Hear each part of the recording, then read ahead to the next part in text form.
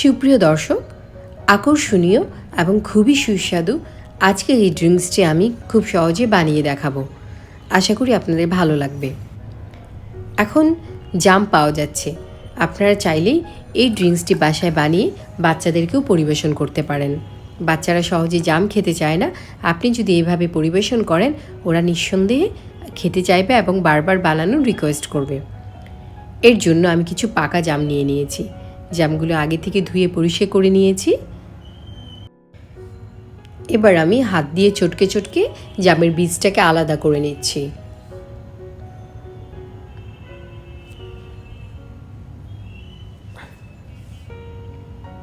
পাকা জাম খুব সহজে এটা বীজ থেকে আলাদা করা যায়।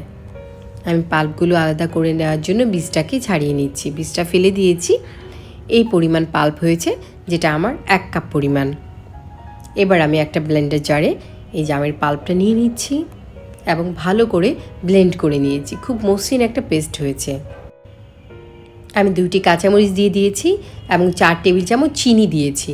চিনিটা আপনাদের স্বাদ মতো এবং ঝালটাও আপনারা স্বাদ মতো বাড়িয়ে কমিয়ে নিতে পারেন। আমি খুব ঠান্ডা পানি ব্যবহার করেছি 1.5 গ্লাস পরিমাণ। আমি 2 গ্লাস শরবত বানাবো, সেক্ষেত্রে আমি 1.5 গ্লাস পানি ব্যবহার করেছি। তারপর আমি খুব ভালো করে ব্লেন্ড করে নিয়েছি। দেখতে পাচ্ছেন কতটা আকর্ষণীয় এই ড্রিঙ্কসটি হয়েছে। আশা করি আজকের রেসিপিটি ভালো লেগেছে। ভালো লাগলে সাবস্ক্রাইব করবেন প্লিজ। খাবেন যখন ভালোটাই খান।